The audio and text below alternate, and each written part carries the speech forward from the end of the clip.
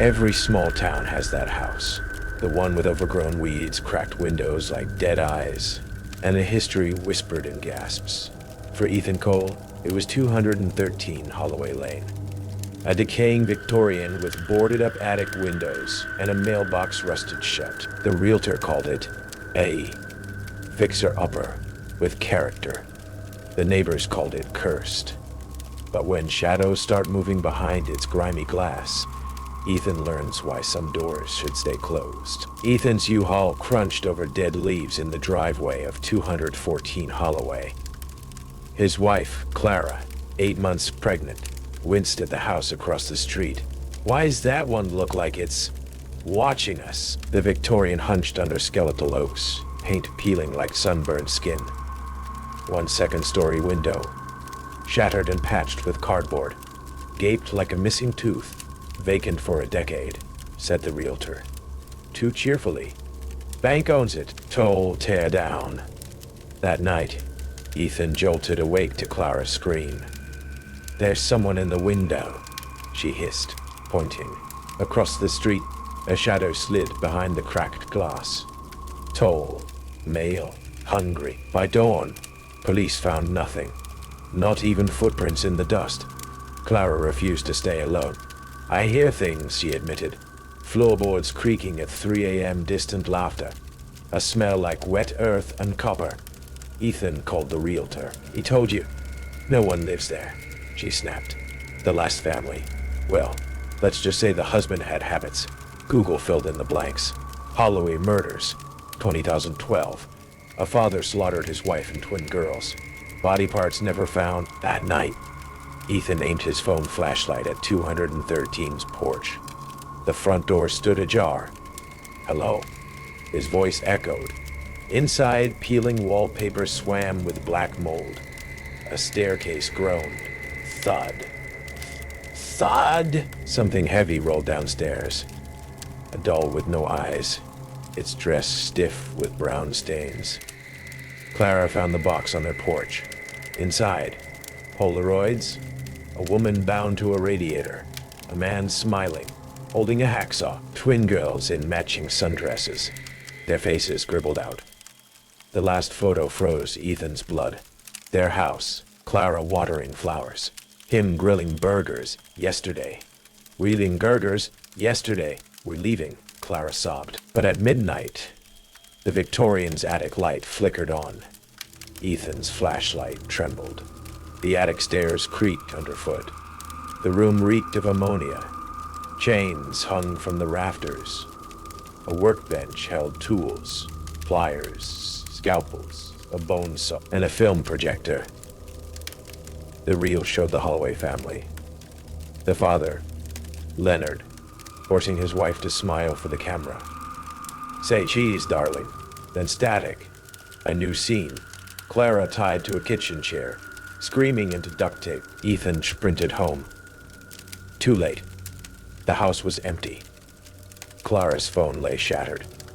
A single Polaroid fluttered to the floor. Ethan staring wild-eyed at the lens. Behind him, Leonard Holloway grinned, a knife glinting. Welcome to the family. The trail sign at 214 went up a week later. The new couple waves to neighbors, oblivious to the shadow watching from 213's attic. Some houses don't stay empty for long.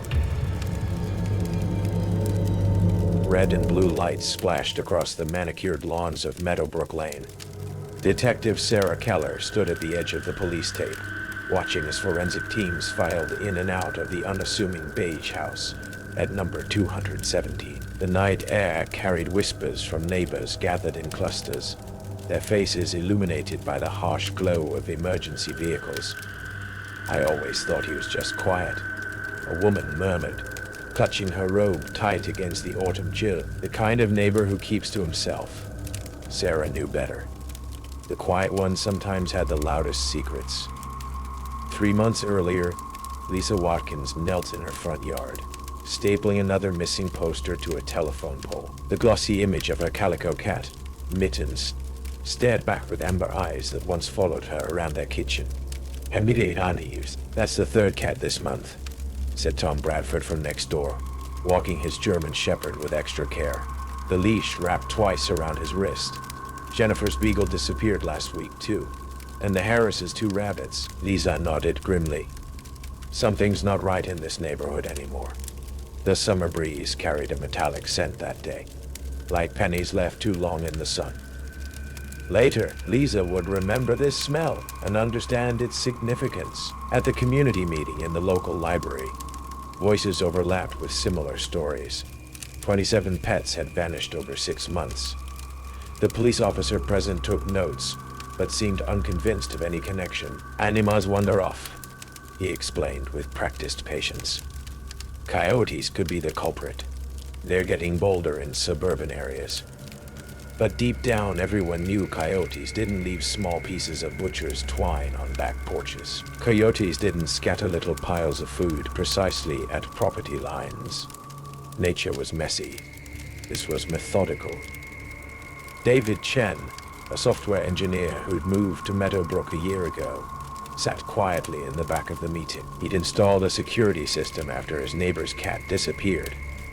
Not because he cared much about pets, but because something about the pattern bothered the analytical part of his brain. That night, while reviewing footage, David noticed a shadow moving across his backyard at 2:17 a.m.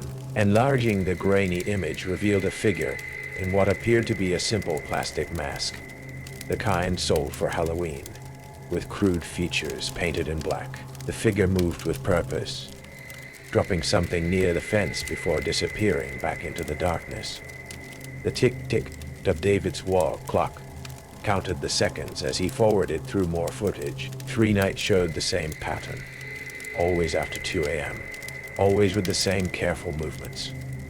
When he saw the man crouch down, making soft clicking sounds to attract the Johnson's tabby, David felt his stomach knot. The stranger was wearing garden gloves and carrying a pet carrier.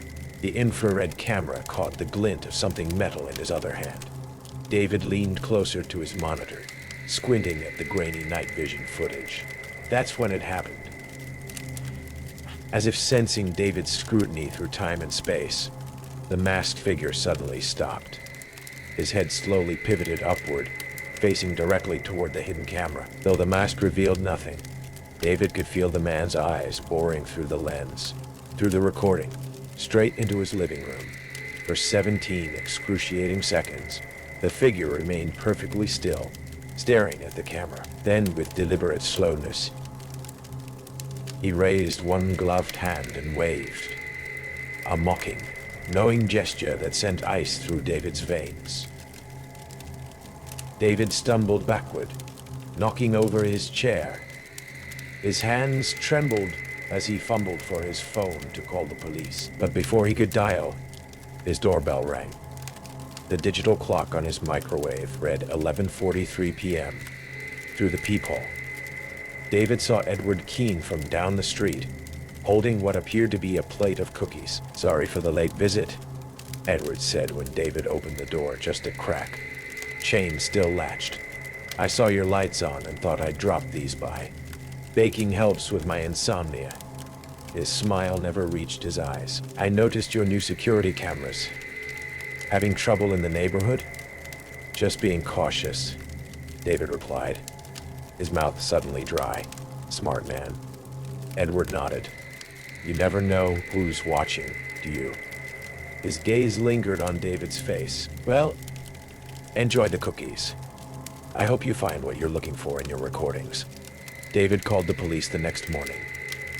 Officer Reynolds took the USB drive, but warned him not to expect much. Could be someone feeding strays, he suggested. But his eyes hardened when David showed him the clearest shot of the masked figure. And the moment he'd stared directly at the camera, the security footage circulated through the neighborhood messaging group, igniting theories and fear. Parents began escorting children to bus stops. Dog walks became group activities. Lisa Watkins organized a neighborhood watch. Meanwhile, at 217 Meadowbrook Lane, Edward Keene tended his immaculate lawn. He waved politely to neighbors, but rarely engaged in conversation beyond weather observations. The 48-year-old accountant had lived there for 9 years. His presence so unremarkable that most neighbors would struggle to describe him beyond thin and balding. The smell was what finally gave him away, not from his house. Edward was fastidious about appearances, but from the storm drain near his property, a sanitation worker gagged while clearing a blockage, pulling out what he initially thought was a clump of fur, only to discover decomposing animal remains wrapped in plastic. When Detective Keller knocked on Edward's door, he invited her in without hesitation. His home smelled of bleach and air freshener, too clean, too perfect. The framed photographs on the wall showed only landscapes, never people. The kitchen gleamed with appliances that looked barely used. "Your basement, Mr. Keene?" she asked, noticing the heavy padlock on the door. "Just storage," he replied, his voice soft as falling ash. "Nothing of interest down there." The search warrant came through the next morning. The basement door protested with a high-pitched creak when they forced it open, as if warning them to turn back. The first thing that hit the officers was the smell. A sickening cocktail of ammonia, decay, and something else. Something primarily wrong. The sound came next. A cacophony of whimpers, scratches, and desperate mewling from dozens of cages, stacked floor to ceiling along the concrete walls. Animals in various stages of starvation stared with hollow eyes. Cats, dogs, rabbits, even birds. Some wore collars with names that matched missing pet reports. Many were missing limbs or showed signs of crude surgeries. Meticulous notebooks documented weight loss, behavioral changes, and pain thresholds. "Jesus Christ," whispered Officer Reynolds, covering his mouth with his sleeve. In the center of the room stood a steel table with leather restraints. A video camera on a tripod faced it. The drain beneath gleamed with recent cleaning. It was behind the false wall that they found them. 3 human skeletons, partially articulated with animal parts. A woman's skull with feline legs attached at the jaw. A child's ribcage fused with wings. A man's arm bones connected to paws. Edward Keene didn't resist arrest. He sat in the interrogation room with perfect posture, his hands folded neatly on the table.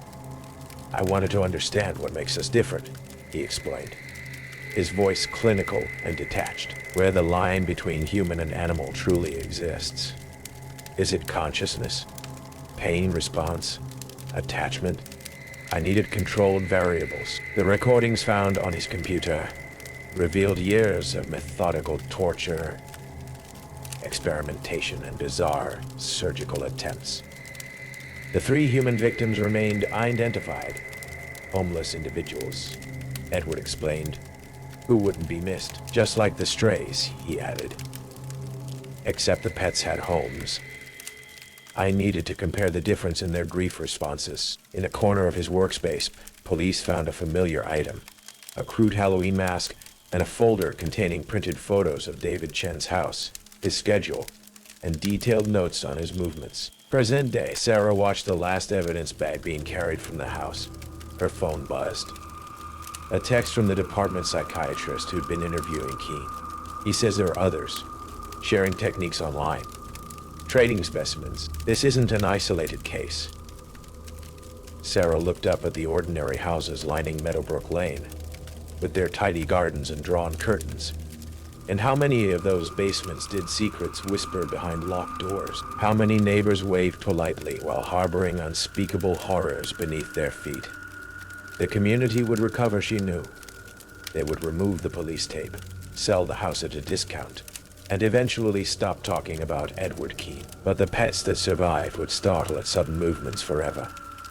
Lisa Watkins would never stop checking her security cameras. David Chen would hear phantom footsteps at 2:17 a.m. for years to come, and would never eat homemade cookies from neighbors again. And somewhere, in another quiet neighborhood with missing pets and a neighbor who keeps to himself, another basement waited to reveal its secrets.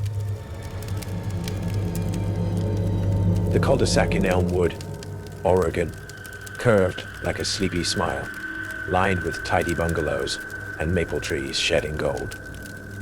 Claire Hensley, 32, stood on her porch, flipping through mail, bills, junk, and again an envelope for the Warrens. She'd lived here 2 years. Alone. A graphic designer with sharp eyes and a sharper laugh. But no Warrens ever had. The house was hers. White siding, blue shutters, a creak in the floorboards she'd grown to love. Yet every week, their mail piled up, postmarked local, ink smudged like it'd been rushed. She tossed it into a drawer already bulging with their letters, bills, catalogs, once a birthday card with "To Mom" in loopy scrawl. Claire zipped her coffee, the steam curling against a gray sky, when a faint clatter broke the quiet. Metal on metal, sharp, from the mailbox. She glanced out. The flag was up, though she hadn't touched it. Another envelope sat inside, thicker, addressed to James Warren. Her jaw tightened. Someone was screwing with her. That night, rain tapped the windows, a steady drip against the glass. Claire dug online.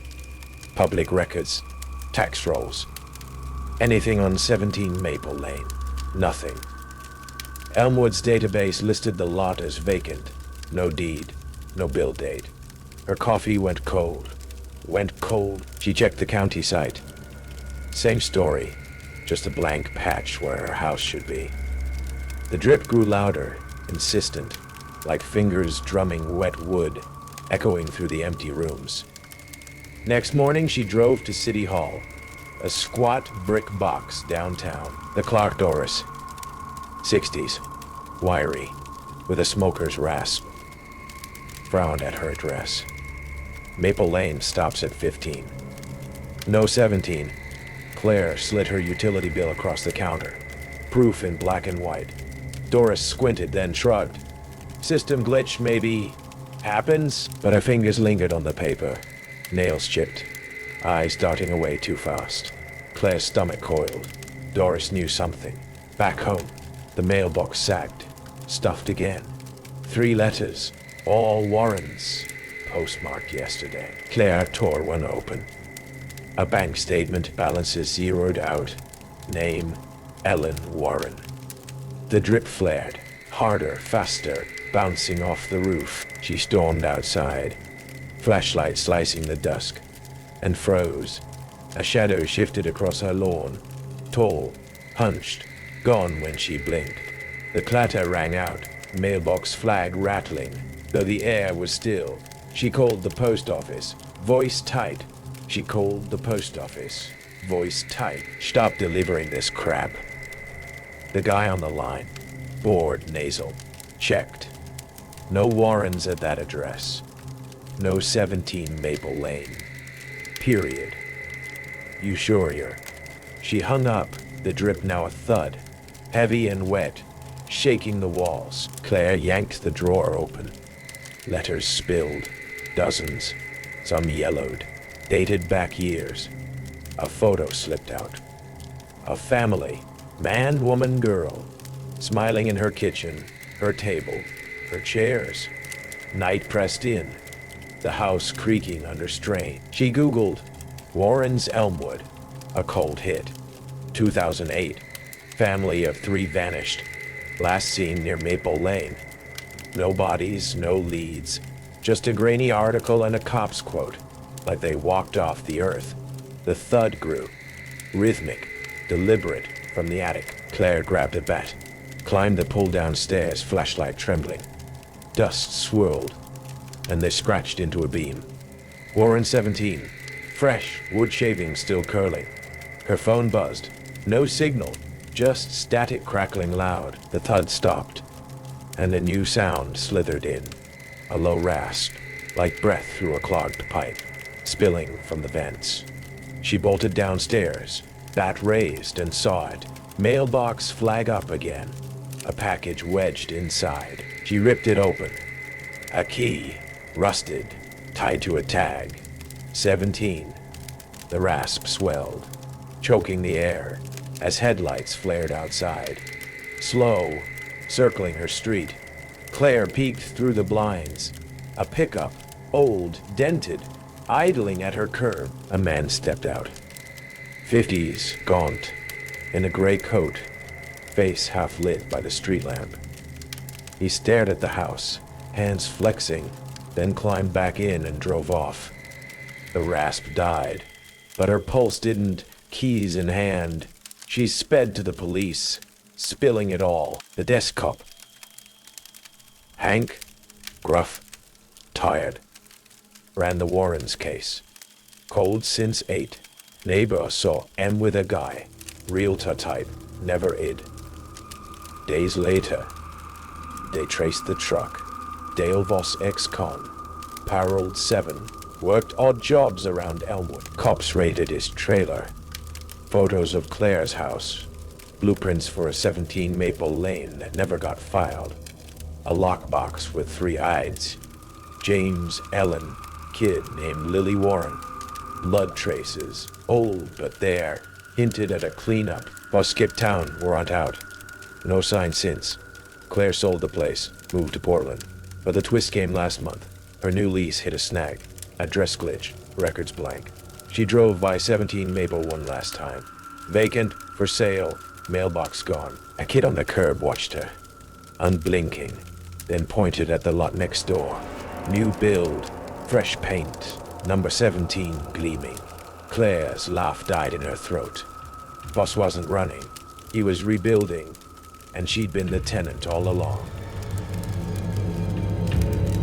Retirement for Frank Miller wasn't the postcard fantasy of gentle sunsets and leisurely rounds of golf. It was observation, a deeply ingrained habit honed by 3 decades of watching the human animal, of discerning the subtle tells that separated the innocent from the guilty, the safe from the dangerous. His days were quieter now, but his mind remained sharp, his gaze ever watchful, scanning his familiar suburban landscape for any flicker of the unusual. Across the neatly manicured cul-de-sac stood the Henderson place, a 2-story colonial with freshly painted siding and an overly enthusiastic display of seasonal decorations that seemed perpetually stuck in a state of cheerful, yet slightly off-kilter festivity. The new resident, a man who introduced himself simply as Mr. Henderson, had moved in about a year ago. He was a cipher, a ghost in his own life, keeping strictly to himself. Frank, initially, thought nothing of it. Privacy was a right, even in suburbia. But as the weeks turned into months, a persistent unease began to gnaw at the edges of Frank's awareness. Something about the Henderson house. It just felt off. The lights, that was the first thing Frank noticed. Always on. Every single window, day and night, radiating a stark, unwavering glow that seemed to defy the natural rhythm of the neighborhood. During the bright daylight hours, it was merely an oddity, a minor quirk. But in the quiet suburban evenings, as the other houses dimmed, the Henderson place stood out, like a brightly lit island in a sea of darkened homes. An unnatural beacon that seemed to push back the comforting embrace of night. And then there was the resident himself. Frank had seen him only a handful of times, fleeting glimpses as Henderson hurried from his car to the front door, his face always averted, his movements quick and almost furtive. What struck Frank most was what he didn't see. He never saw Henderson leave, not for groceries, not for work, not even for the mundane ritual of taking out the trash. The garbage cans remained stubbornly empty at the curb each week. Just lights, always on, and a resident who seemed perpetually confined within their illuminated walls. Whispers rippled through the neighborhood, hushed conversations over fences, and hurried exchanges during mail delivery. Eccentric, maybe? A night owl, working from home? The explanations were varied, attempts to rationalize the unsettling anomaly. But Frank's Goot, a finely tuned instrument honed by years on the force, screamed a different story. Something was hidden behind those brightly lit windows. Something that didn't fit the neat, predictable fabric of their suburban lives. Weeks bled into months, the seasons changing, leaves turning and falling, snow blanketing the lawns, only to melt away with the returning spring. Through it all, the Henderson house remained the same. a brightly lit island in a sea of darkened homes. A constant, silent question mark hanging over the cul-de-sac quartier. Frank Scaza, often unconsciously, drifted there nightly, a habit he couldn't shake, a puzzle his mind refused to let go. One sweltering afternoon, the kind of oppressive heat that made the asphalt shimmer and the cicadas drone relentlessly, a large delivery truck, emblazoned with the logo of a bulk grocery service, pulled up in front of the Henderson house. The driver, sweating profusely, unloaded a staggering number of boxes, enough groceries to seemingly sustain a small family for a month. For one person, doubt gnawed at Frank, a persistent little terrier worrying at a bone. The delivery driver, after ringing the doorbell several times to no avail, simply left the boxes stacked precariously on the porch, wiping his brow and muttering under his breath as he climbed back into his truck. Frank watched the entire scene unfold from the vantage point of his living room window, unseen behind the carefully drawn curtains. Hours passed. Henderson never opened the door. As dusk settled, casting long shadows across the lawn, Frank watched, a growing sense of unease tightening in his chest. By the next morning, the boxes were gone, vanished without a trace. No sign of Henderson retrieving them. No indication of who else might have. How? Frank's mind, trained to see patterns, to look for the logical explanation, found only a disturbing void, a question mark hanging in the space where an answer should have been. A missing cat flyer, stapled to a lamppost at the corner of the street, caught Frank's eye. A faded photograph of a fluffy Persian, its name scrawled in childish handwriting. Mittens. Been gone 3 weeks. Frank Scaza, almost involuntarily, flicked to the Henderson house, the brightly lit windows seeming to mock the sadness on the flyer. An unbidden connection formed in his mind, a whisper of something sinister lurking beneath the surface. Then another flyer appeared, taped to the same lamppost. A young man smiling confidently, vanished a month ago. Then another, a middle-aged woman missing for 6 months, each face a silent scream, a stark reminder of the unseen tragedies that could unfold even in the quietest of neighborhoods. The neighborhoods missing, their hopeful, smiling images stark against the weathered lamppost wood, a growing collection of unanswered prayers. Frank's unease solidified into a cold, hard certainty. He had to know. He couldn't shake the feeling that something profoundly wrong was happening across the street. Just a peek. Just to satisfy the nagging feeling in his gut. The insistent whisper of his years on the force. He needed to see, to understand. Night fell, draping the cul-de-sac in a blanket of quiet darkness. The houses lining the street were mostly dark, their inhabitants asleep, dreaming ordinary dreams. Except for one, the Henderson house glowed with an almost aggressive intensity. Every window a rectangle of harsh, unwavering light. Frank, his movements silent and practiced from years of stakeouts, crossed his lawn, the damp grass cool beneath his slippers. His heart hammered against his ribs, a frantic drumbeat against the stillness of the night. He reached the edge of the Henderson property, the manicured lawn feeling strangely sterile under his feet. The windows glowed, the curtains drawn tightly, offering no glimpse into the interior, except for one. A single window on the ground floor, in the back of the house, was slightly ajar, a narrow sliver of darkness visible between the fabric. An opportunity, a sliver of truth in a sea of unsettling light. Dread mixed with a grim, unwavering determination propelled him forward. He crept along the side of the house, his senses on high alert. Every rustle of leaves, every chirp of a cricket amplified in the stillness. He reached the back window, the cool glass smooth beneath his fingertips. He knelt slowly, carefully, and peered through the narrow gap between the curtains.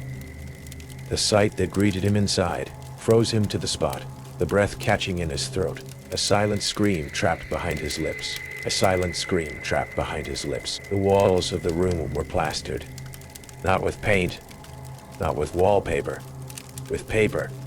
Rows and rows, floor to ceiling, an overwhelming, dizzying display. Hundreds. Missing persons posters, every face a ghost staring back at him from the brightly lit walls. Sarah Jenkins, her hopeful smile, now a poignant reminder of her absence among them. The young man from the second flyer, the missing cat, its whiskered face peering out from a corner. A chilling, comprehensive collection of the neighborhood's lost souls. The room, bathed in the harsh, unwavering glare of unseen fluorescent bulbs, looked less like a living space and more like a shrine, or a prison, a meticulously curated gallery of loss. Frank's blood ran cold, a glacial wave washing through him, leaving him numb with horror. The lights, they never went off. Never. It wasn't about hiding.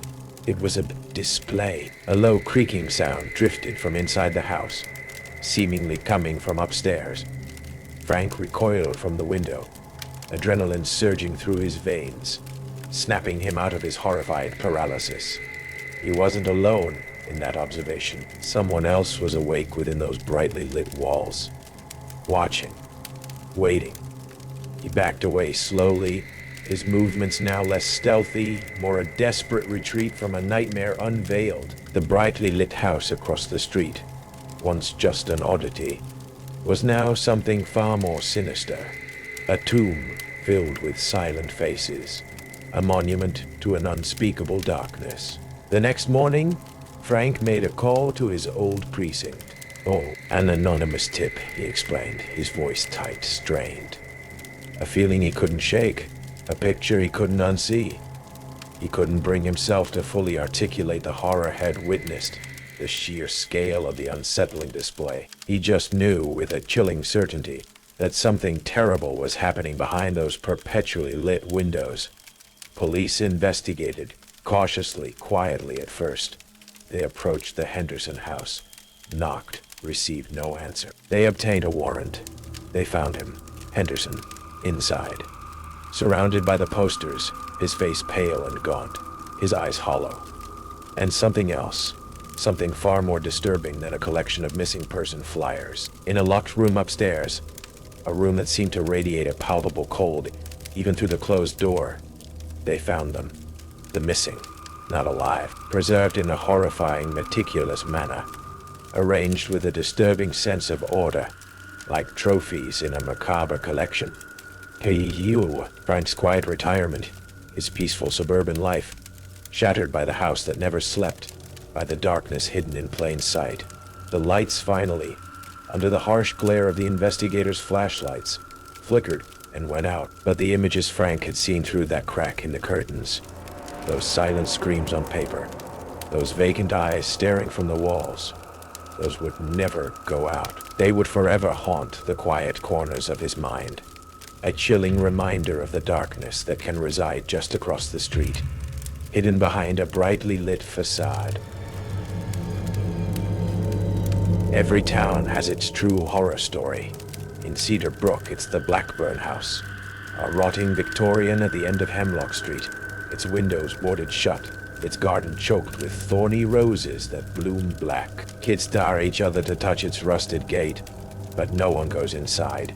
Not until 17-year-old Jake Porter bets his friends he'll spend the night there. He'll wish he hadn't. Jake's flashlight cut through the September dark as he scaled the Blackburn fence. His friends' laughter faded behind him. "Bring back a souvenir," one shouted. The front door groaned open, exhaling air that smelled of mildew and something sharper. Chemicals, maybe. The floorboards screamed under his sneakers. In the foyer, a vintage wedding dress hung from the chandelier, yellowed and streaked with mud. Jake snapped a photo. "Proof I wasn't scared," he muttered. Something creaked upstairs. Just the wind, he told himself. The wind doesn't whisper your name. Jake found the basement door under a moth-eaten curtain. The stairs sagged, each step a dull thud. His breath fogged the air. The beam of his flashlight caught a glint of glass eyes, mannequins, dozens of them, frozen in mid-stride. A teen girl in a prom dress crusted with dried punch. A boy in a Little League uniform, mitt still on his hand. An old woman clutching a handbag. Jake's phone buzzed. A news alert. Local man still missing after 6 months. The photo matched the mannequin in the tweed jacket by the stairs. Coincidence, he thought. Then he spotted the locket on a red-haired mannequin. His sister's locket. The one she wore the day she vanished 2 years ago. The door at the back of the basement was padlocked. Jake's hands shook as he picked it with a bobby pin from the old woman's handbag. Inside, a workshop. Tools hung neat and gleaming. Scalpels, bone saws, jars of murky fluid. A wall of Polaroids showed smiling people in familiar clothes. Too familiar. A film reel whirred to life on its own. Grainy footage of a man in a butcher's apron stitching skin onto a mannequin's face. Preservation is art, a voice narrated. The world discards beauty. I immortalize it. Jake's phone flashed. A text from his mom. Where are you? Another text from an unknown number. You're already here. The basement door slammed shut. Mr. Harlan, the quiet neighbor who always waved at Jake's mom, stood in the threshold. His apron was clean. His smile wasn't. You look just like your sister, he said, adjusting a mannequin's wig. She fought less than the others. Jake swung a shovel. The mannequin's head shattered. Porcelain shards cut his palms as he fled upstairs. The front door wouldn't budge. Click, click, click. Harlan's shadow filled the hallway. Smile, Jake. This is your premiere. Police found Jake's phone in the Blackburn house. The last photo. A mannequin in a Cedar Brook high hoodie. Its glass eyes wide with terror. 2 weeks later, a new family moved into Harlan's old bungalow. Their daughter loves the antique music box he left in the attic. It plays Greensleeves. At midnight, the Blackburn house's garden blooms, fresh black roses. Their petals stick to shoes, track into homes, and whisper a truth no one wants to hear. Some people don't disappear. They become decor. Adam and Claire Winters had been living in their quaint suburban home for a little over a year when they decided to renovate their musty, unfinished basement. The house was old, built in the 1940s, like most of the other homes in the neighborhood. The real estate agent had warned them about possible structural quirks, but nothing could have prepared them for what they were about to discover. That Saturday afternoon, Adam swung his sledgehammer against a decaying basement wall, expecting dust, maybe a few termites. Instead, the wall caved inward, revealing something impossible. A tunnel, narrow, dark. The air inside was thick with damp earth and something else. Something that reeked of rot. Claire covered her nose. That's not normal, Adam. This wasn't in the house blueprints. Adam grabbed his flashlight and stepped closer. The tunnel stretched forward, its walls crudely dug into the soil, wooden beams supporting the ceiling. And on the ground, buried in the dirt and debris, something gleamed. A set of keys. And a doll's severed arm. They should have called the police. But Adam was too curious.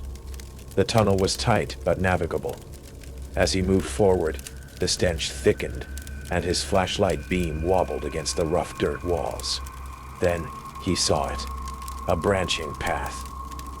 2, 3. More tunnels, all leading in different directions, like veins under the neighborhood. Claire's voice trembled from behind him. This tunnel doesn't just go under our house. She was right. It spread out, a hidden network of passageways leading to other basements. The realization made Adam's stomach turn. Someone had built this. Someone had used this. But why? And then from somewhere deep in the tunnel, there was a sound, a faint rustling. Adam's blood ran cold. They weren't alone. Adam and Claire rushed back upstairs, locking the basement door behind them. That night, neither of them slept. By morning, Adam was done pretending this was something normal. He grabbed his laptop and dug through historical records on their house, and that's when he found it. A newspaper article from 1997 about a missing girl, Jessica Calloway, last seen riding her bike, Her home? 2 houses down from theirs. Adam's pulse pounded. He pulled up more reports. More missing kids. All from the same neighborhood. All vanished without a trace. Claire's voice was shaky. You think they were taken through the tunnels? Adam swallowed. I think someone was using them. The idea made his skin crawl. And the worst part, what if they still were? That night, Adam made a decision. They needed to see where the tunnels led. Armed with flashlights, gloves, and masks against the stench, he and Claire descended back into the basement. Back into the darkness. Every step forward felt wrong. The air was heavier here. Then, Adam's foot hit something solid. A door, an old wooden door, half buried in dirt. Someone had tried to seal it off. Claire grabbed Adam's arm. We shouldn't be here, but Adam was already pushing it open. The door creaked, revealing a cramped room. Inside, a rusty cot, a chain bolted to the wall. And next to it, a pile of children's shoes. Claire gasped. Adam's flashlight shook in his grip. This was no accident. Someone had used this place for years, and then, the worst part, a single phrase was scratched into the wall. He comes at night. Claire was already crying, her hands over her mouth. We have to get out of here, Adam. He turned, stopped dead. A shadow moved at the end of the tunnel. Adam's breath hitched. Someone was there, standing just out of reach of the flashlight's beam. Tall, motionless, watching. Then, a step forward. Adam grabbed Claire's wrist and bolted. Dirt crunched beneath their feet, the tunnels echoing as they ran. Behind them, footsteps. Coming fast. Adam lunged up the basement stairs, shoving Claire through, slamming the door shut. The house was dead silent. Only their shaking breath filled the air. And then, scratching. On the other side of the basement door, a slow dragging sound, like fingernails against wood. Adam locked the door and backed away. But one thing was crystal clear. That tunnel wasn't abandoned. Someone was still using it, and they just interrupted him. The next morning, they called the police. By afternoon, the entire neighborhood was sealed off. Authorities searched the tunnels, and they found more doors, more rooms, more evidence. And then, in a locked chest, a stack of cassette tapes, each one labeled with a name and a date. Some as recent as last year. All the names. They matched missing persons cases from decades ago. The worst part, the oldest name on the list. It wasn't from the 90s, or the 80s, or even the 70s. It was from 1954, meaning whoever had been using the tunnels. They'd been operating for over half a century, and they were still out there. A week later, Adam and Claire moved out. The tunnels were sealed. The police were still investigating, but they never found the man. Then one night, long after they had settled in their new home, the phone rang. Claire answered. Silence, then a low, whispering voice. You should have left the wall untouched. Click. Claire dropped the phone. Adam felt cold all over. Because their new house, it had a basement too. Oh. The security footage showed a woman in a black cardigan entering through the front door at precisely 8:03 p.m. She moved with confident familiarity, punching in the alarm code without hesitation before the system could trigger. At 3:17 a.m., the same woman exited, pausing on the porch to look directly into the camera, her face partially obscured by shadows. She smiled before disappearing into the night. But according to everyone in the Oakwood Heights neighborhood, she didn't exist. 4 weeks earlier, Melissa Thornton dragged the last moving box into her new living room, wincing as her back protested. Single motherhood had come with a manual of invisible injuries, financial, emotional, and apparently physical. But this 1940s colonial on Sycamore Lane represented a fresh start for her and 6-year-old Emma. Mommy, come look at my room. Emma's excited voice echoed down the stairs. At least one of them was adjusting well. The neighborhood had seemed perfect. Established families, low crime rate, good schools. Melissa had stretched her budget to afford it, which meant her nursing shifts at Memorial Hospital would be longer and more frequent. The math was brutally simple. More hours meant more childcare. "Did you see the basement?" asked Jim Barrett. Their next-door neighbor who'd brought over a casserole as a welcome gift. His question came with a peculiar intensity. "Not really," Melissa replied. The inspection showed some moisture issues, but the price reflected that. Jim nodded too quickly. "The Hendersons before you never used it much either. Most folks around here don't. Old houses, you know, settle strangely." That night, Emma woke screaming about someone scratching inside her closet wall. Melissa found nothing but did notice long vertical scrape marks on the ancient wallpaper. Probably from furniture being moved by previous owners. 2 doors down, Rachel and Marcus Campbell were about to make a discovery that would explain everything. Their renovation project had hit a snag when they knocked through what should have been a simple basement wall. "Oh, honey, you need to see this," Marcus called, his flashlight beam disappearing into a narrow tunnel that stretched beyond its reach. The passage was roughly hewn but intentionally created, with timber supports every few feet. It curved slightly to the right, heading in the direction of the neighboring houses. Meanwhile, Melissa's work schedule had become untenable after 3 babysitters canceled last minute. Desperation drove her to call Brighton Family Services, a childcare agency with stellar online reviews. "We can send someone tonight," the receptionist assured her. Voice warm and professional. Judith has extensive experience with children Emma's age. When Judith arrived, Melissa felt instant relief.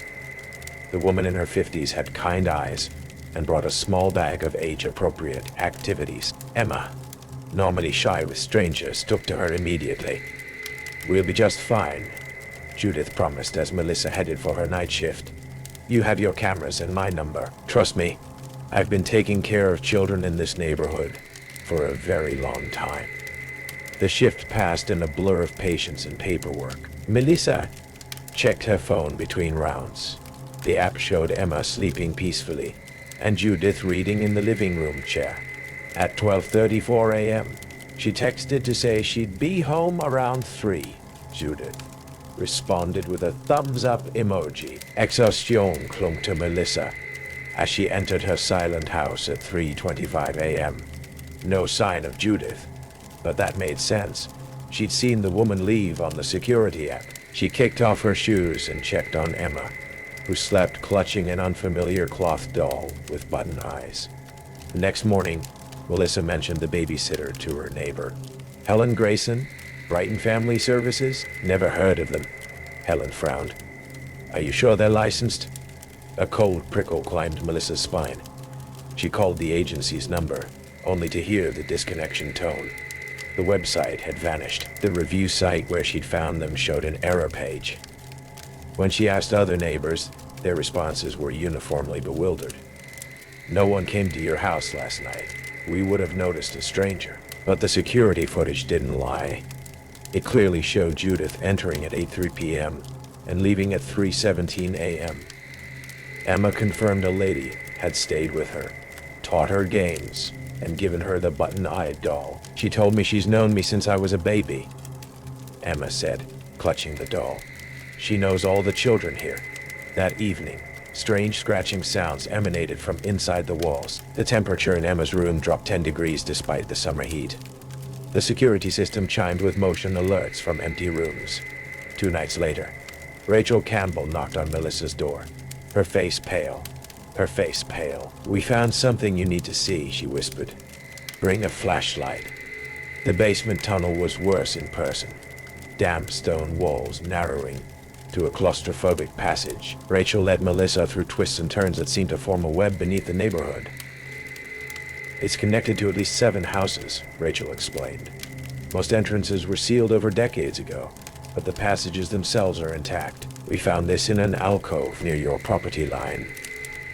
In the beam of their flashlights lay a small desk covered with children's drawings. Dozens of crude portraits labeled with names. Some Melissa recognized from the neighborhood. A photo album filled with Polaroids of sleeping children spanning what looked like 50 years. And a leather-bound ledger with meticulous entries. Emma T. First visit successful. Mother works night. Shifts twos. Thurs sat. Security code 5042. Child responds well to stories about distant family. Will continue conditioning. Entries for other neighborhood children filled the previous pages, dating back decades. Melissa's hands trembled as she read an entry from 1983. Melissa A. 16 visits completed.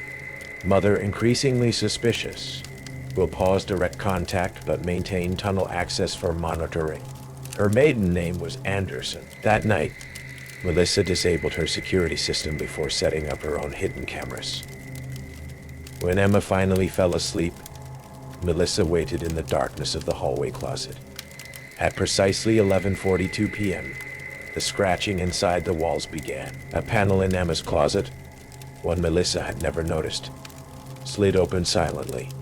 Judith emerged, wearing the same black cardigan, bringing with her the scent of damp earth and something chemical. "Hello, little one," she whispered to the sleeping Emma.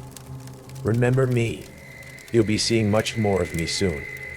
Melissa burst in, phone recording everything. "Who are you? What do you want with my daughter?" Judith turned without surprise, as if she'd been expecting this confrontation for years. Her smile contained no warmth. "I've always been here, Melissa. Taking care of the children when parents are away. Teaching them. Preparing them." She tilted her head. "Don't you remember your own lessons? The special games we played when your mother worked nights?" Fragments of buried memories surfaced. A woman's voice in the darkness. Stories about secret passages. The same button-eyed doll now clutched in Emma's arms. "The families come and go," Judith continued, "but I remain. Someone needs to mind the children. Someone who understands this place. What's beneath it. What it requires." The police found no trace of Judith. The tunnels contained only Melissa's footprints and Rachel's. The desk with the ledger had vanished. When officers questioned neighbors, they insisted no childcare agency had ever operated in the area. But security cameras across Oakwood Heights captured the same figure moving between houses at night, entering through impossible spaces, always at homes where parents worked late. Always where children slept alone. Melissa and Emma moved out the following week. The house sold quickly, purchased by a single father with twin daughters. On their final night, Emma whispered something that still haunts Melissa. She says it doesn't matter where we go.